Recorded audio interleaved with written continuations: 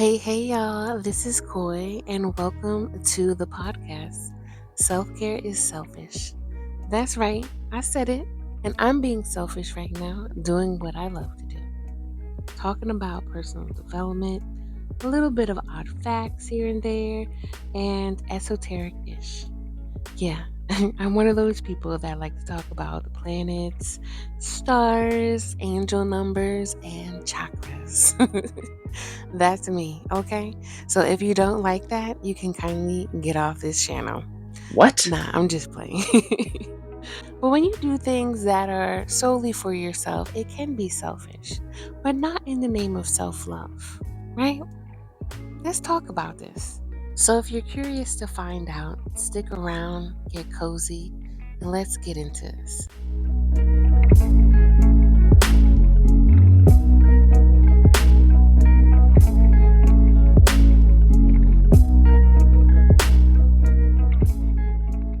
You got to realize you got to replenish your love.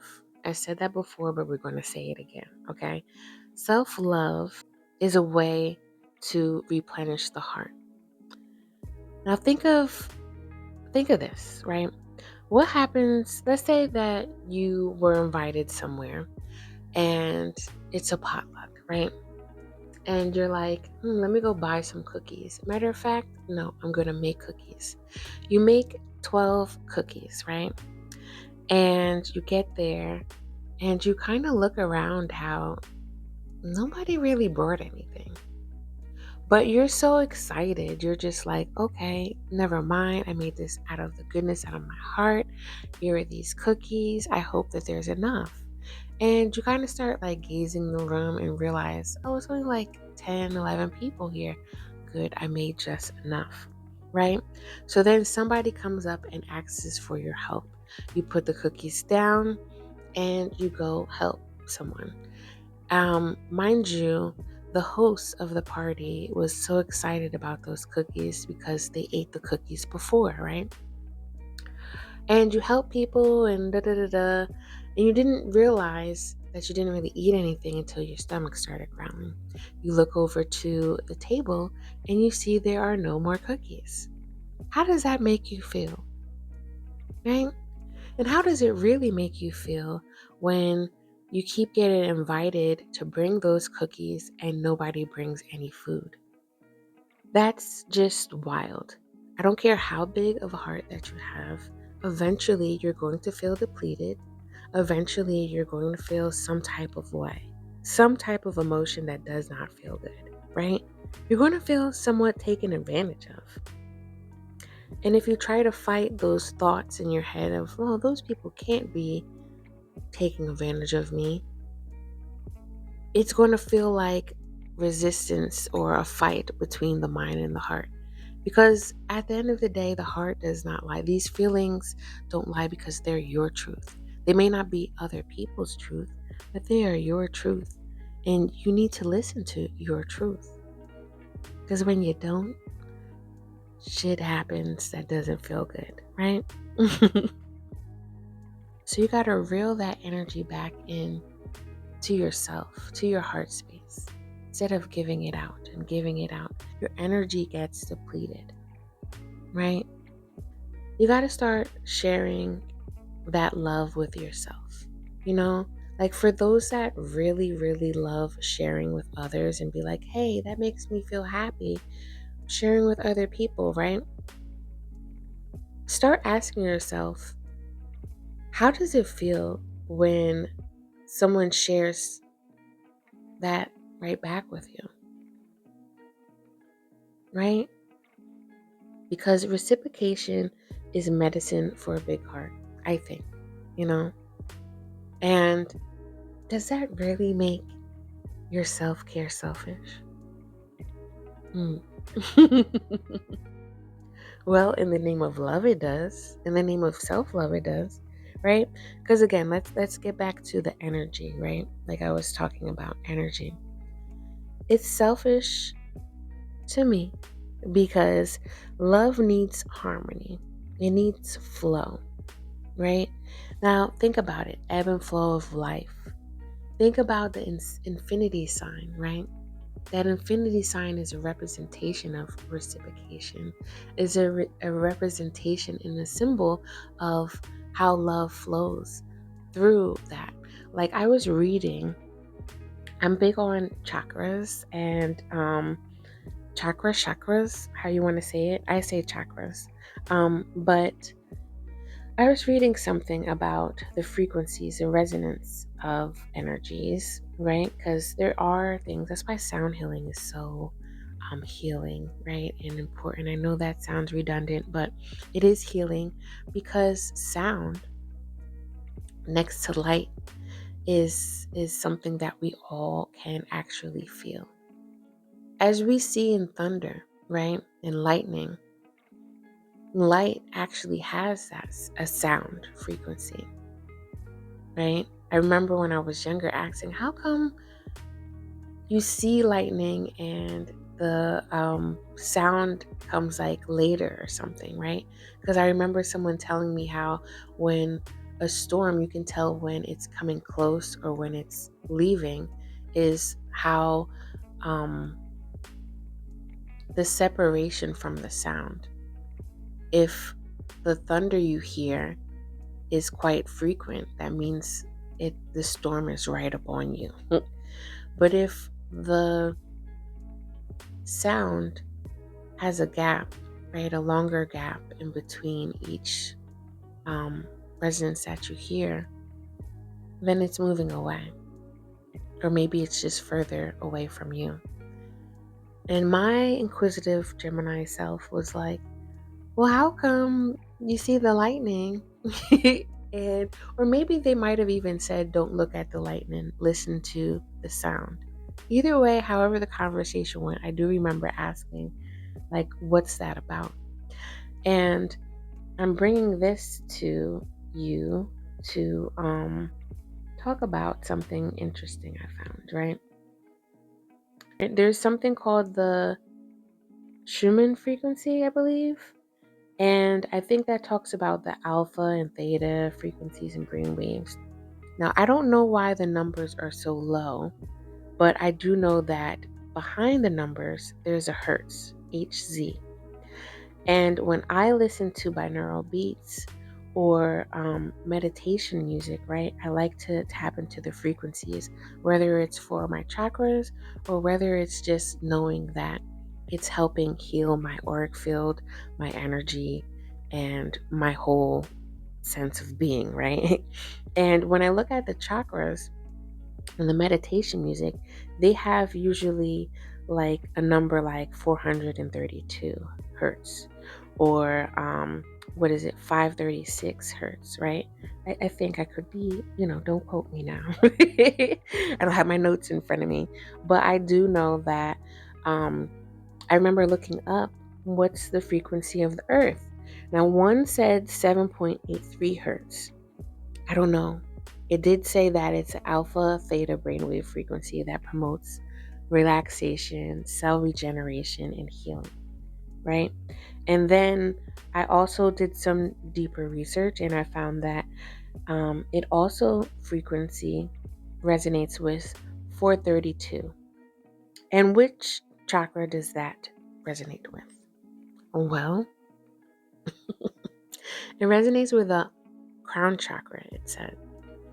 And it also said that it's directly related to the vibration of the earth and nature. So then I started thinking about like, damn, that's crazy. Because if you've ever seen in some of these meditation like images, right, like the covers on the YouTube, sometimes you see the auric field. And if you can picture this, picture your picture your body standing straight. Picture your body standing straight up, right? Feet up flat on the ground and you're just standing straight up. And picture energy pouring into the top of your crown and going all the way down your body to your feet, right? And soon as it touches the earth, it goes back around, right?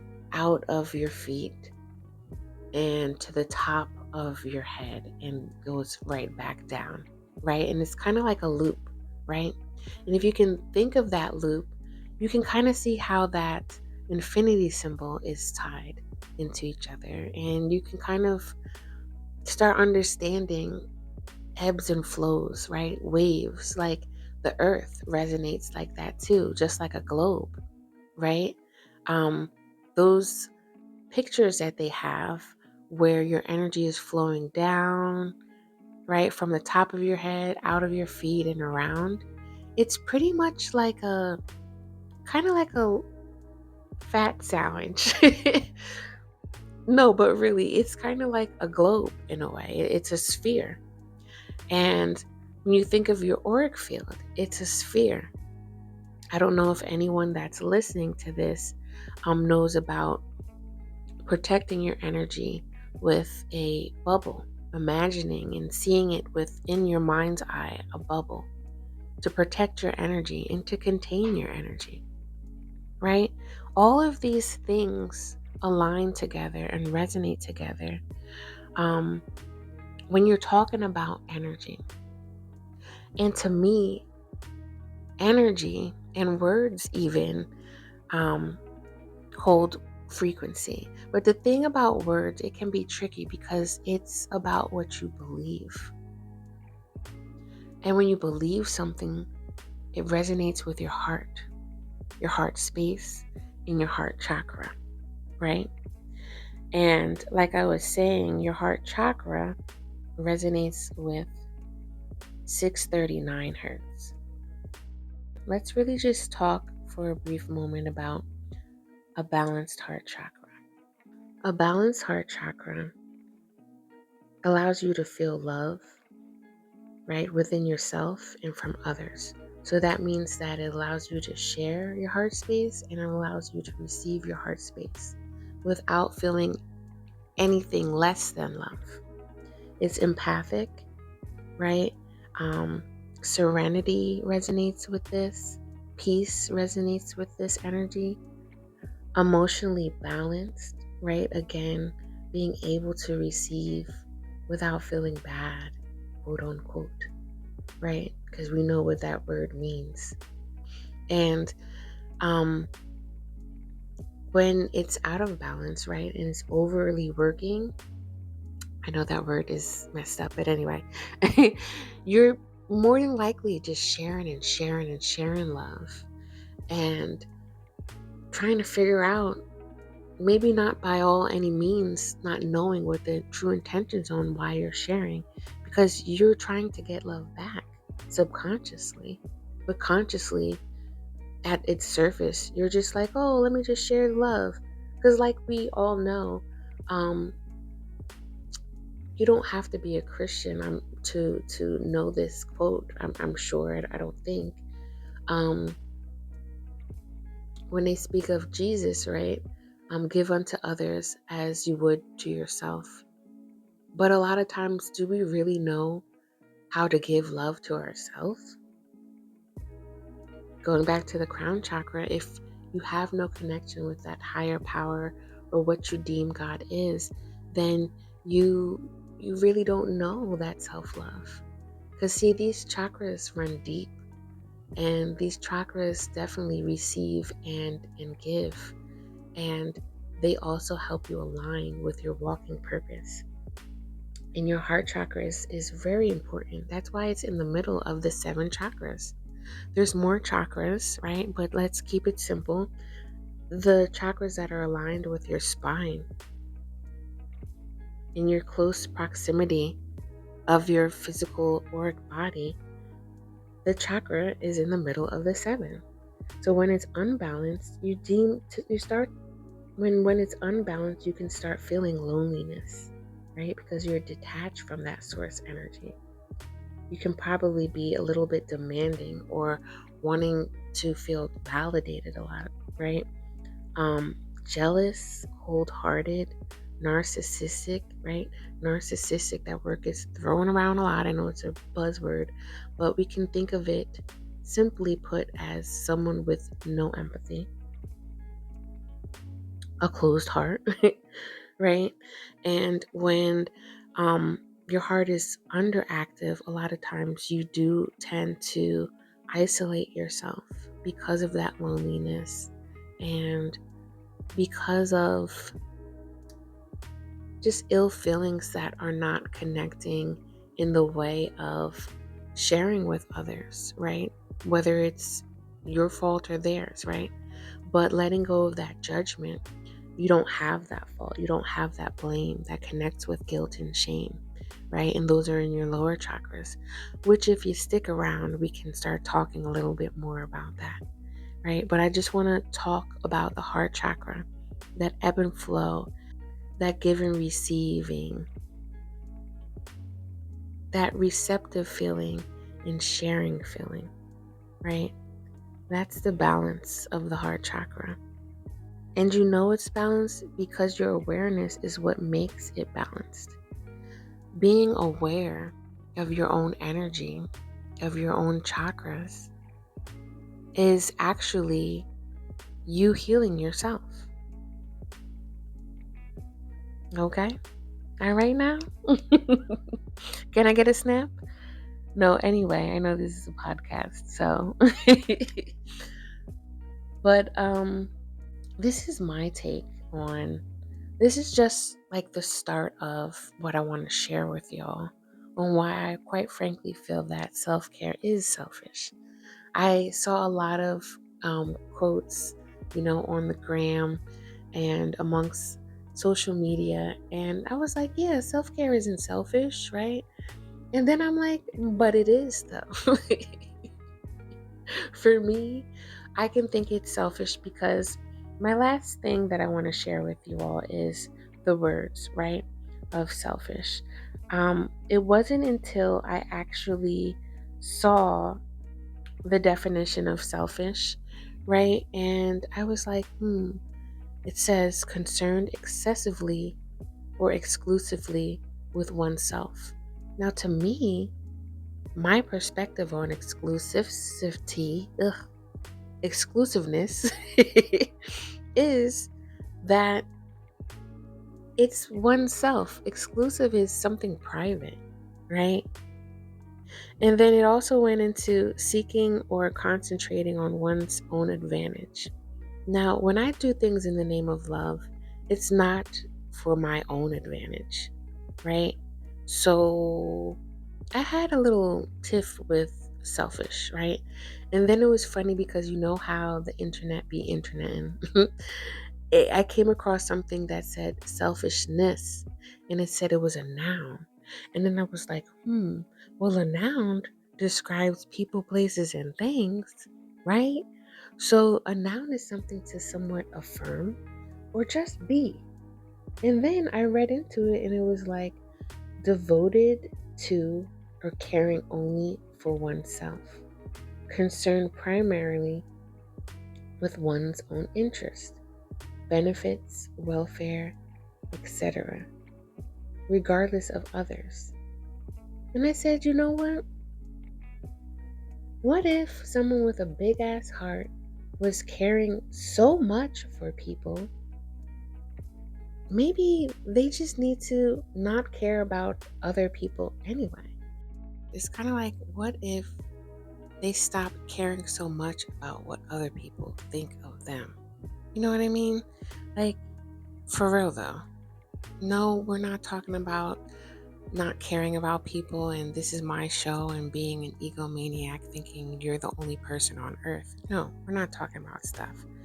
But we're talking about this is who I am, showing up confidently and knowing what you know, right? And this is your show of what you can control, your time and your energy, what you put out and what you do with it, right? Like, how about you're showing up whole for yourself so you can be whole for other people? Like, if we continue to allow other people to drain us, how are we really showing up whole, real, happy, like for ourselves, right? Because when we're depleted, I don't know about y'all, but like you're cranky, bitchy, like, and you're just pretty much mirroring what was projected on you. Are you throwing out hate or are you sharing love?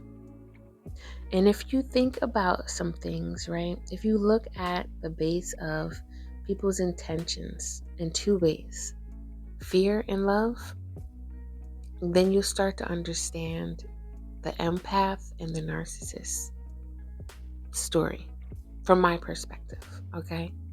And when you're, I don't know, it was I wish I knew what I was watching that day, but there was something on TV that I was watching, and they said, um, no, I know what it was. It's a YouTube channel where this guy talks about human design, which is a system kind of like astrology, but not really.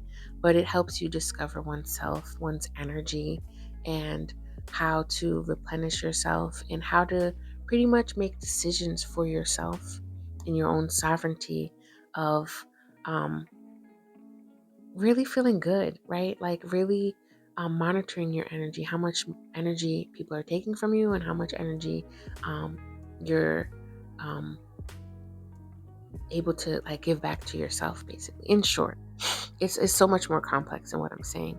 But this man was saying that self-love in the name of fear is basically narcissism. And I remembered it because I was like, wow. And I think that's kind of what got me running down the rabbit hole of like, let me look up what selfish means in the dictionary. Not to say that the dictionary is my truth always, because it's not. Like, let's think about it. Who the hell is Webster? Webster's dictionary. Like, how can I hold my truth to his weight? I don't even know. It's probably some old dead white man. And I respectfully say that, but if you know, you know. I don't need to go there because I want to make my point. When you do things out of love, out of your heart space and out of your chakra, you know how love works. I just said that in the beginning as well as probably 5 minutes ago. It's reciprocal. And sometimes it's not reciprocated because someone's heart chakra just ain't open or yours ain't open. Or let me not say it's not open. It's just not opened in a balanced way. And that's the way that we need to look at chakras too. Sometimes it's underactive because it's not open in the right balanced way. Sometimes it's overly active because it's too open, right? If you think of your body as like a machine, I'm kind of getting images in my head about kind of like a what are those choo-choo trains? Oh gosh, I don't know the terminology for that, but you know, every like if you see gears turning, right? Everything is connected and everything has its part. And when you start discovering one's own self in the name of self-love and taking on your own self-love journey, your own spiritual journey and your healing journey, you start understanding that it's okay to love on yourself and it's okay to have boundaries, to actually focus on yourself, right? And not worry about what other people got to say, because confidence is showing up if other people don't give up about what you have to say. You're still confident. It's not about being the person for other people. It's just being the person for you and allowing people to resonate and rock with you and connect with you, because they understand your truth and you're standing confidently in your own truth, right? Because like the saying goes, real recognizes real. Truth recognizes truth. And in this world that we live in is so paradoxical because truth is one's own truth, but then there's a true truth, right? That stands true to all of time and all of people. And you have to do your due diligence and your responsibility to know where you stand within your own truth and within your own heart. So I'm going to leave it here. This is why self-care is selfish, okay? This is part of my point of view. You can take it or leave it. You can pick up whatever I was said, and you can put down whatever you don't rock with. Either way, I'd love for you to stay with me and hear more about the selfishness of self-care. But not only that too, I want you to hear more about my entrepreneurship, which awakened, brightened my light even more. Some way, somehow, the universe activated my ass, okay, and sat me down with wherever path I was trying to go. I had to grow into understanding that I'm not for everybody because everything ain't for everybody, right? And as an entrepreneur, I do feel that that path is something that takes you on to self discovery, takes you to help you understand what type of leader you are and what type of creative gifts you're sharing with the world. Are you using your God given talents, or are you using skills that you accumulated because your parents or society told you this is what deems you important, right? So, cultivating your God given talents, the skills that you do have, they should be, used, but how are you using them? Because creativity can also hurt other people when you're not aware and conscious of how you're pushing it out, and how much love you're putting into um, your time and energy on building something instead of working from a response that's in the back of your mind that disrupted your heart space, your nervous system, and causing an alarm in your body, which can be your ultimate demise of burnout, right? So, again, thank you for listening. If you're watching on YouTube or anywhere that you can comment back on this, I'd love for you to let me know what's resonating with you. Um, if you're feeling the vibe, definitely subscribe, okay? And definitely check out in the description the link to my business that I own called Array of Gratitude, that has a private group that allows you to really work on your self-care practices, but in a soul nourishing way. It's about inspiring you to actually become aware and enlightened to what makes you feel happy, what makes you feel good, and what most importantly makes yourself feel loved. So, this is Koi, and I'm outie. I'll see you next time. Peace.